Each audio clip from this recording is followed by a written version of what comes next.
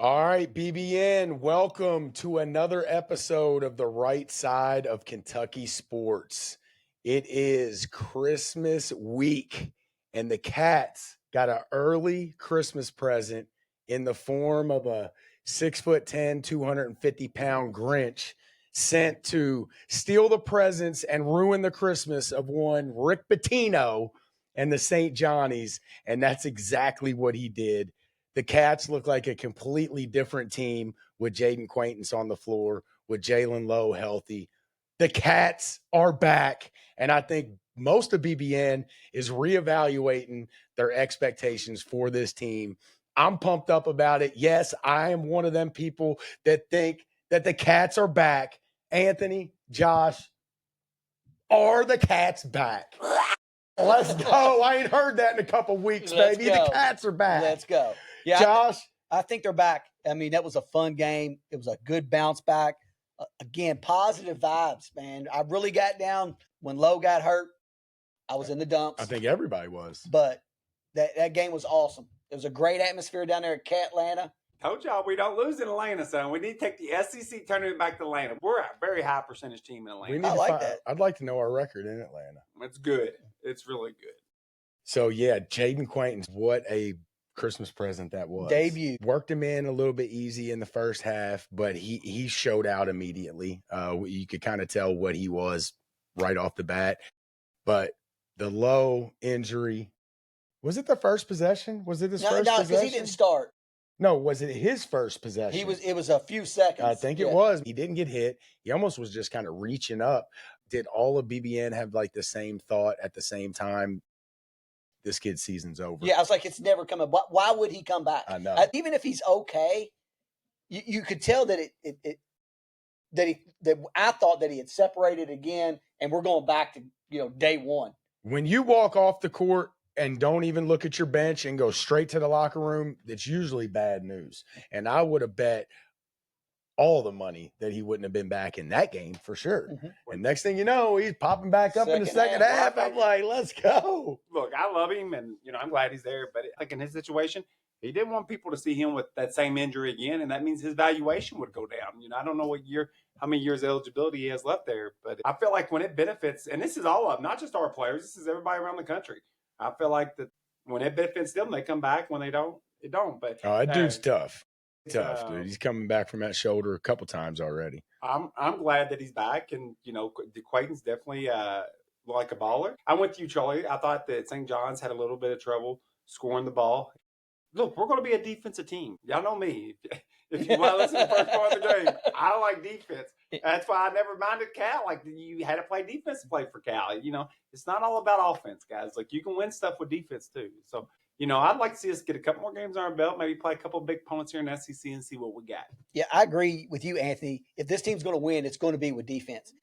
I think it kind of the mindset of this team or Pope's strategy, I think you could really see it this week to where we were going to become a defensive team. And if you weren't going to play defense, you weren't going to play. Yeah, they're definitely becoming a defensive team. We're really good on defense right now. Yes. The last couple games, we're really good defensive team, and now with Jayden Quaintance, it makes it even better. Well, Pope promoted that all summer. He said, with this defensive line, we should be able to guard to any team in the country. And I felt like he was trying to build a defensive team. Then I think he woke up one day and realized, oh my, how do I coach this? Like, I thought this was going, and whatever. Like, I have no problem. Some people do, but I have no problem with coaches, even like coaches you have high expectations for, having to learn some stuff on the job. It ain't like we hired some seasoned pro. We knew we hired a younger guy. All right, you're not going to be the best at everything right away. But if you're smart and you're willing to learn and get better at it, I'm good with it, dude.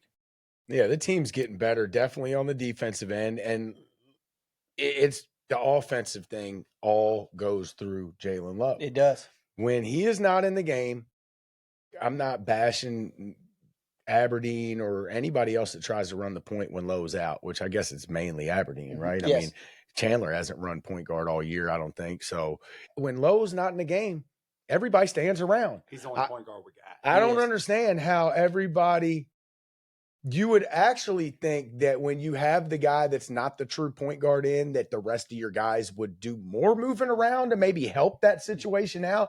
But it seems like like goes the opposite, because when Aberdeen's in, everybody's standing on the perimeter and we're doing a pick and roll that doesn't work, and then we're going one-on-one.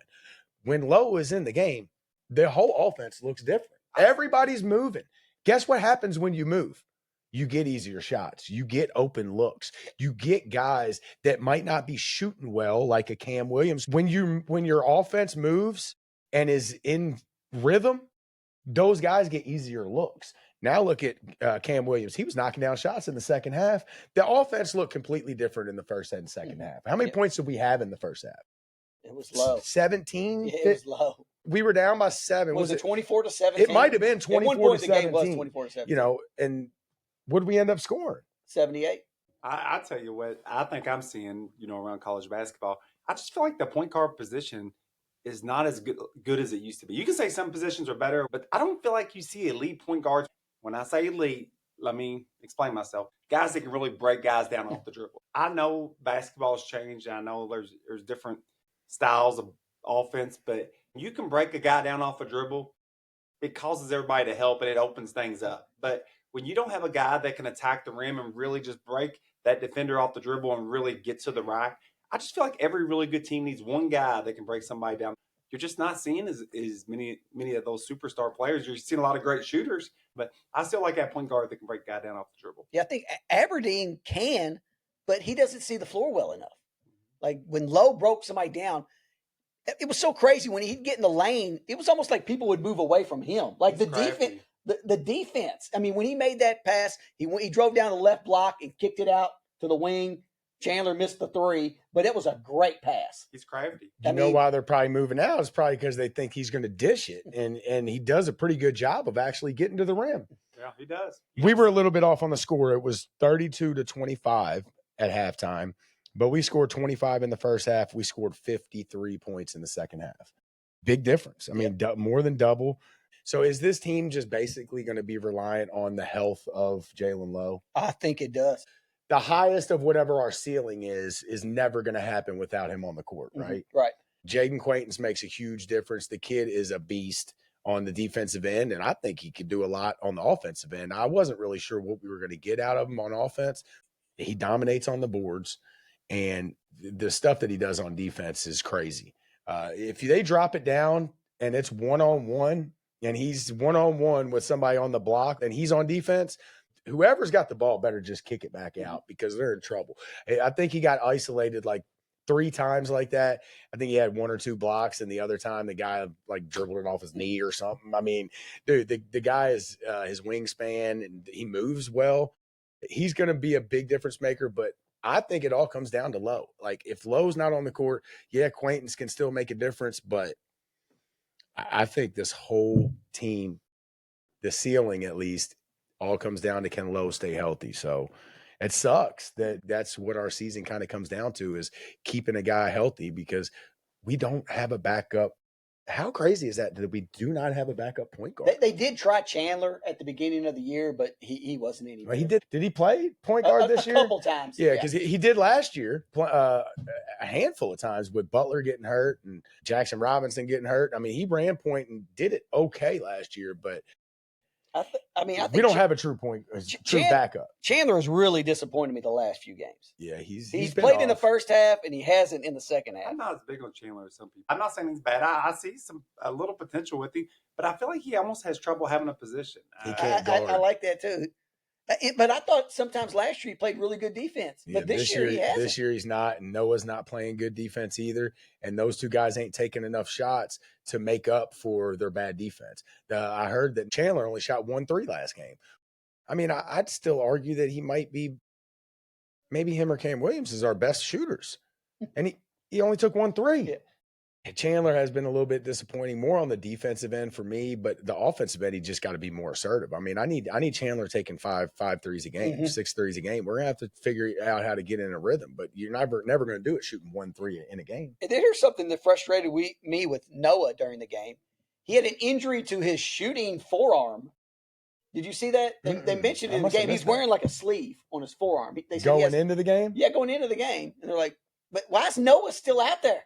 If he can't shoot, he's no good on the court. Pope made that adjustment, and I don't think he played again in the second half. He's losing minutes. Yes. There's a lot of guys losing minutes. Brandon Garrison lost some minutes. With Jayden Quaintance out there, some of the big guys are going to lose minutes, but they might be more efficient players playing less minutes. I don't think it'd bother me if I was getting paid as much as they're getting paid. I'm serious. I'm dead serious. I'm not even joking. No pressure on the bench. Dude, I'm getting paid. I'm good. But I think the lineup with Lowe, Aberdeen, Williams, Mo Diabate, and Quaintance, we had a little run with that. Cam Williams, I think, hit the 2 threes, and Quaintance made some big plays. Was Aberdeen in at the 2 or was Owe in?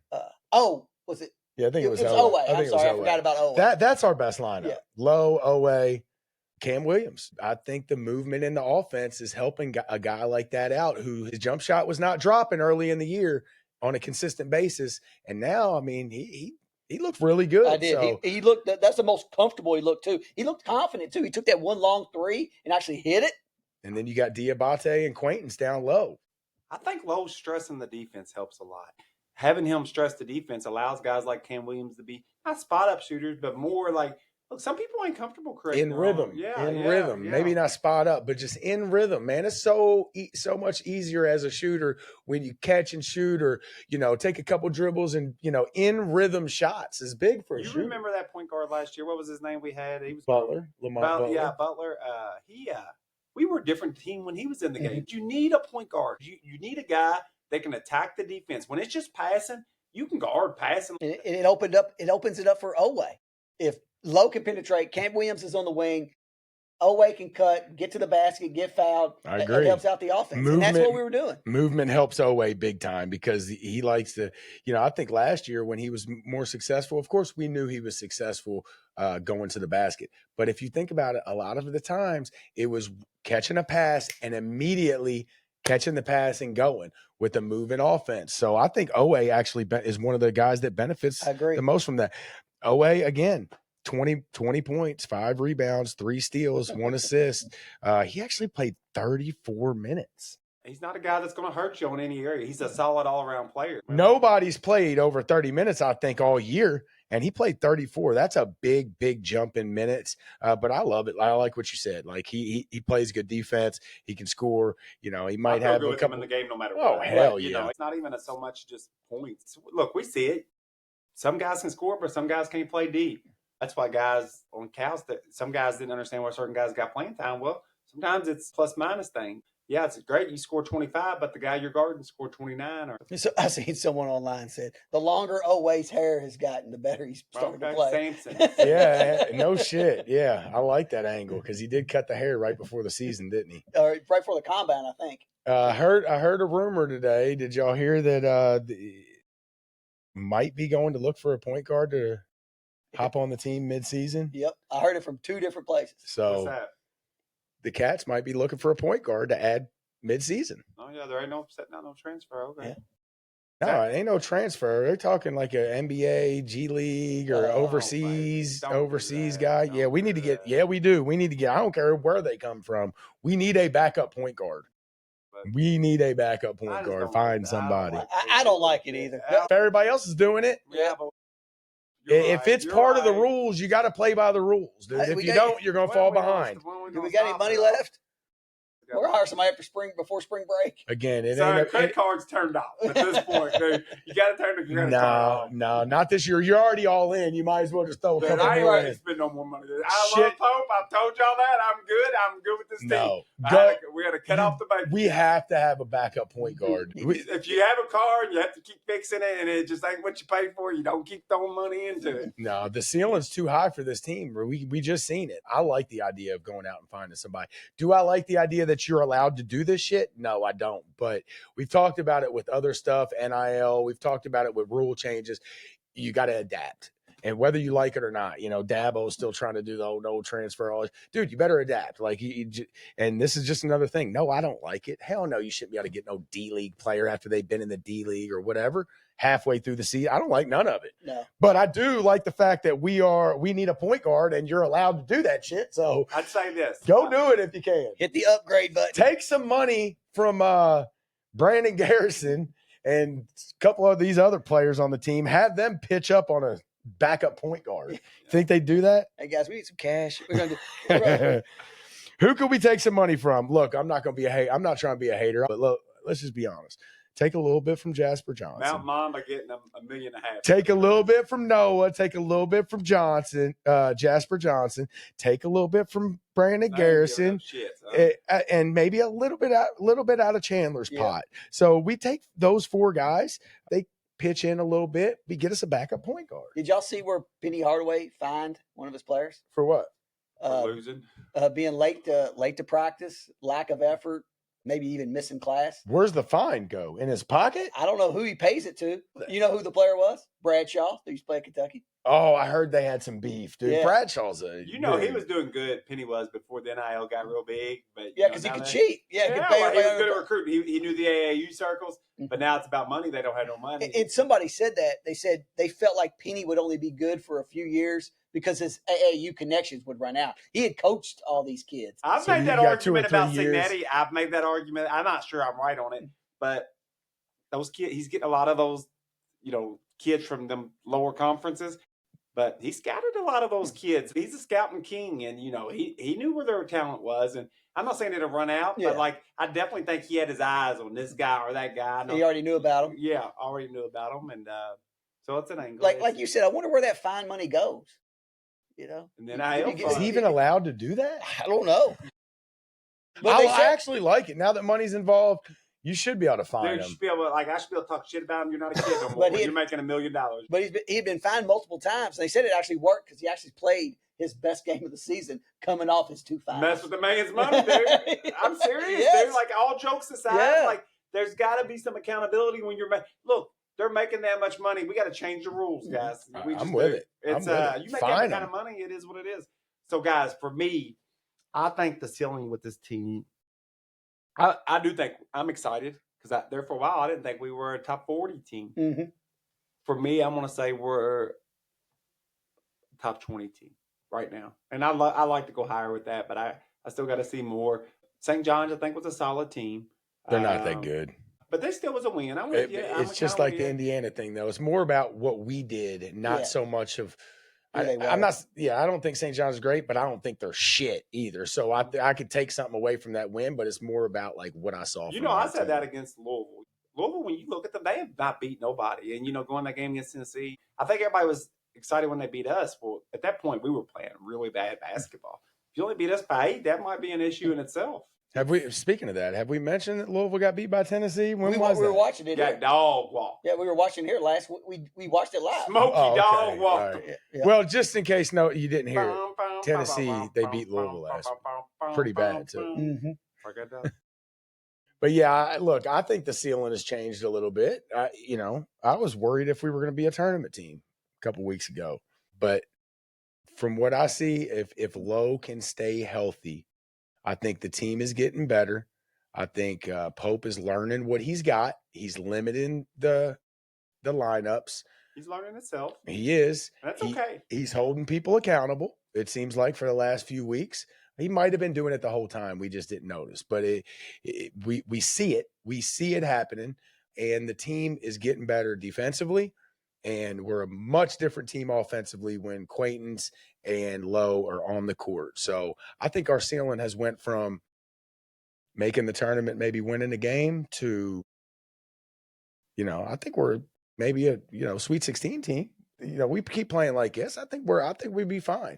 I think we could easily be a second weekend team like this. Now, can we be a Final Four team? I don't know. The backup point guard thing does worry me. Mm-hmm. We still got 3 months. I mean, I think there's going to be another game where something like that happens where he can't come back. So we're going to have somebody step up. He's not going to not play in the physical SEC 2 games a week until March and not miss a little bit of time. I love that he came back. I'll flat out tell you, in sports as a whole, college sports, I think there's a lot of fake injuries going on. And that showed me right there. Don't guarantee nothing because different times, different situations. When your valuation's high, I think a lot of it has to do with that, playing for their next year's valuation. But I like the idea that he came back because I do think he's tough.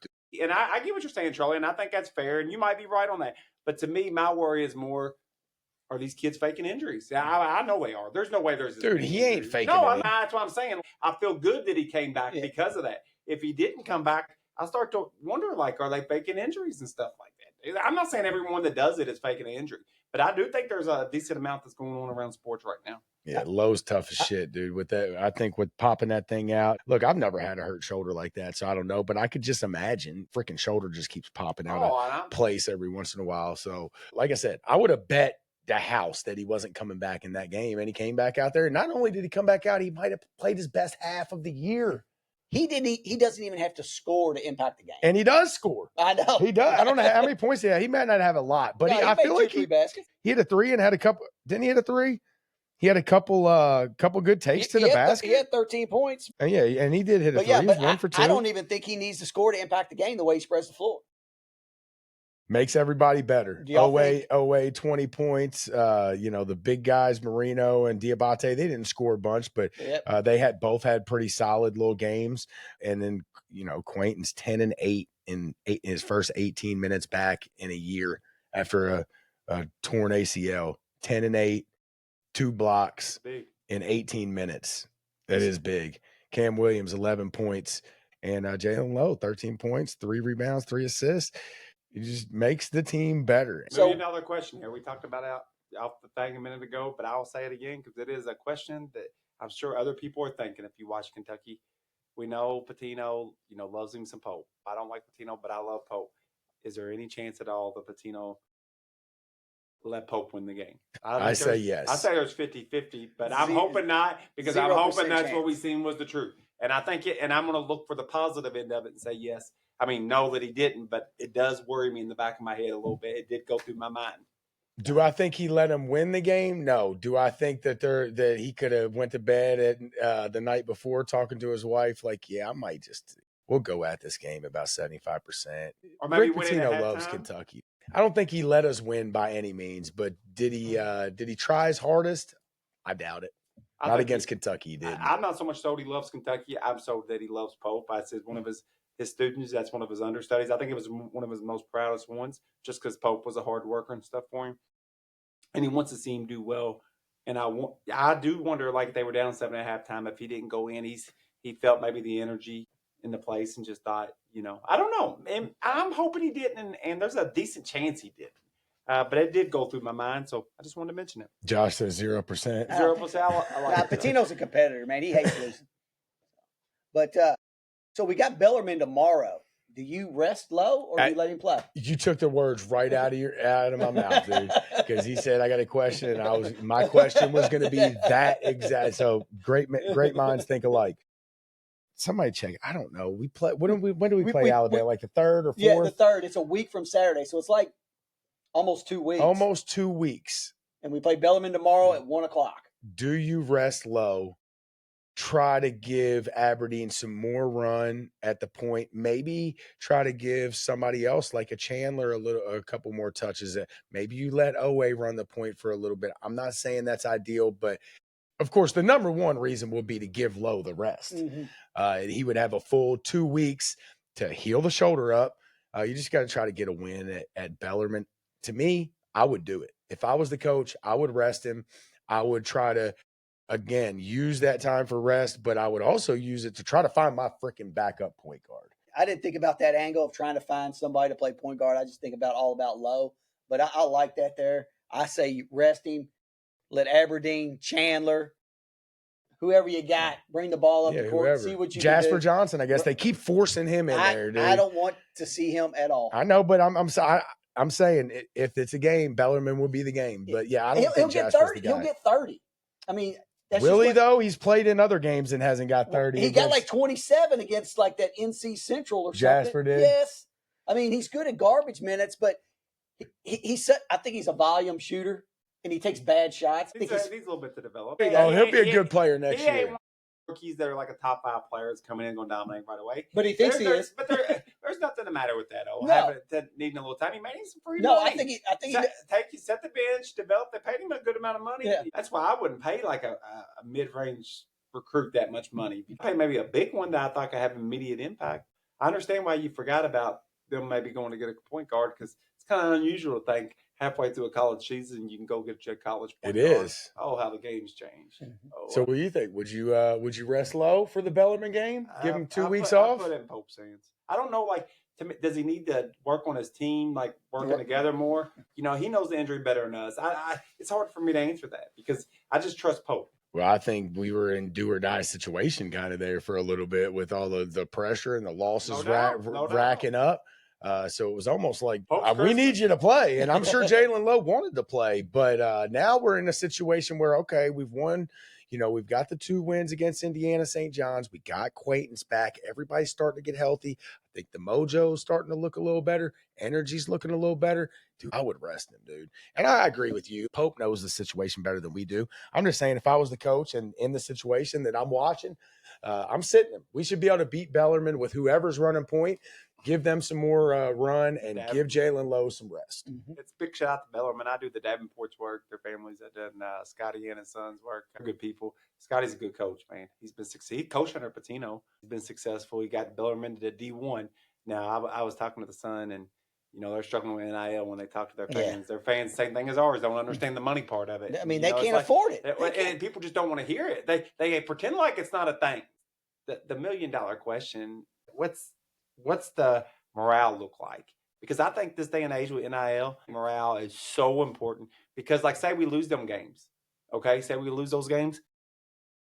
Do the players that are borderline injured, is that when they keep saying they're injured? Because morale's so down, the season's over, we'll go to next year. But when things are getting good, energy's getting good, I almost think these teams feed off from it. I'm seeing college football end of the year, some of these teams are quitting. But if morale's good, they're not. Florida had the number 1 toughest schedule in the country in football. I went through that. But, eventually after you get beat so much, morale goes down. So I do think it's important we got those wins. It's got to make Christmas a lot better for Pope. Did Kittle just pull up? Yeah, it's been a rough Christmas. Yeah, I thought the last 2 games even have the body language of Pope, He's done, the dude. team, My bad. Non-contact injury. I think so. It looked like a hamstring or something. Maybe, I don't know. He's still out there, but it don't look good. Ooh, he's working on that foot. Is it an Achilles? He's had a hell of a game. He looked pissed off though. They always do. Now he's doing all kinds of moves. Bro, you think every injury is skeptical now? Get out of here. These motherfuckers get hurt, dude. Dude, I watched people get hurt. George Kittle's probably one of the toughest motherfuckers in the NFL. Y'all know how much I love Trent that channel. I seen him get hurt, go to get up. Me and Rex both caught him on TV. He went to get up, face fine, and all of a sudden he realized the guy had pulled his neck a little bit, and he went back down. And I thought, okay, you stay out of the game. But no, he stayed out of the game for like a series or two at the end of the half. That was an important drive. That was an important drive. Yeah, and his buddy came in through an interception. It was so fake, and I love Trinidad, dude. There ain't this many injuries. Yeah, some of them are legit, but I do question them with the number of injuries we're seeing. We just talked about Detroit Lions team. Their whole freaking cornerbacks are injured. There ain't that many injuries. It's crazy. You don't think injuries are real anymore. Every game that's close, any game that the spread flips at the end of the game, it's all rigged. Let me ask you this: why is there so many more injuries with a game that's a lot less physical? Dude, I don't know. But I'm not questioning every single time somebody goes down are they faking? No, I didn't question it, but I just, when he gets I'm right sure up, they're hurt, Charlie, you just thought his season was over, and then he gets up and does some crazy. I thought the same thing. Because I didn't even see what happened. I was saying his season was over because of his reaction, head down and all that. I didn't even see what happened. I just seen he was running and then started limping. It looked like non-contact. I don't know. Kittle, dude. I don't think that about Kittle at all. But yeah, my mind is right there, dude. It's like you look at injury reports anymore, dude. It's like the whole damn teams are injured. Jayden Quaintance apparently was begging to get out there against St. John's, and Jaylen Lowe is playing with a busted up shoulder. The Cats are the toughest motherfuckers out there. Hell yeah. Anthony thinks everybody's faking injuries. They might be, but the Cats, we don't do that shit. We don't do that shit. We got tough as nails point guard for 2 years in a row. Both of them can't keep their shoulder right, and both of them battled to play as much as they could. Hopefully, the end is a little different this year than it was last year, because when did Butler go out for the last time last year? I think he made it at least into a little bit of conference play, didn't he? Yep. We need Lowe to make it all the way through the year. Yep. If not, I'm worried about this team. Lowe. Go find a European somewhere that's ready to come over here and put the blue on. Get us a pro over there, like a 19-year-old pro that's already been playing pro ball over there for about 3 or 4 years. Who y'all got? Y'all got a score prediction for tomorrow? The 1 o'clock Bellarmine, game? 1 o'clock. Why are we playing at 1 o'clock on a Tuesday? I got to freaking work tomorrow, dude. So get back for Christmas. Yeah, I guess. Give me million to 3. We play a little better defense. Million to 3. They're not going to sit low. I don't think he's going to do that. And I think the offense is going to be clicking, especially against a team of Bellarmine's caliber. Give me Cats big, 91 to we're playing good defense right now, too. Give me 91 to 60. I say 99 to 69. 99 to 69. Guys, y'all got hey, one more question for you, Anthony. We didn't talk about this first half, just real quick. How many of them cheaters is Will Stein going to bring from Oregon to Kentucky? Is he going to bring any of the guys that are cheating and not fucking tackling when they're supposed to be tackling shit? I think it's the Nike execs. I need Will Stein to come here and cover a spread for us. We need Will Stein to bring some of them Nike. They say the whole NIL program of Oregon is ran by ex-Nike executives. These are people that are high up at Nike that are running their NIL. I just hope it's Dan Lanning that's doing the cheating and he ain't got Will Stein bought into that shit. Dude, if we're that good where we're 30 points favorites in the SEC. No, but it don't matter. What if we're 17-point underdogs? I need to still at least lose by less than 17. They do it in the big points spread. They do it in the big favorites. Shit, they do it whenever. They can do it whenever. All right, guys, we got Bellarmine. And then we'll be off for a while until after the New Year's. But we will be back, I guess, next week, Monday. What is that? 28th, 29th? Yep. So we'll have another show out before New Year's. Guys, have a good Christmas. We'll catch you before New Year's. But, yeah, have a good Christmas, guys. Merry Christmas. Appreciate y'all. And catch us next week. Happy Hanukkah. Go Big Blue. Blitz the bookie. See y'all. Dude, this old dude is freaking – considering he's old, I know they're down, but he is. Y'all said he was going out. He's going all kinds of routes today, son.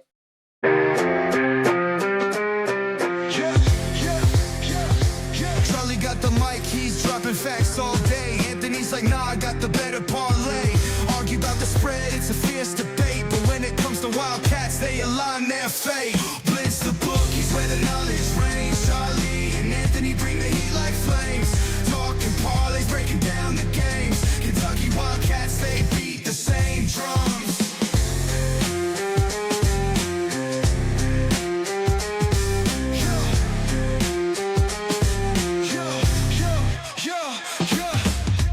Late nights, hustle deals on the line. Charlie's stats, he's gonna make you shine. Anthony's heart, where the numbers combine. Put your cash down, ride the incline. Blitz the bookies where the knowledge reigns. Charlie and Anthony bring the heat like flames. Talking parlays, breaking down the games. Kentucky Wildcats, they beat the same drums.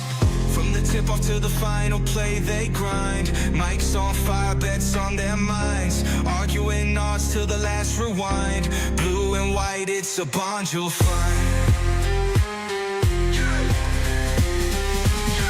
The bookies where the knowledge reigns. Charlie and Anthony bring the heat like flames. Talking parlays, breaking down the games. Kentucky Wildcats, they beat the same drums.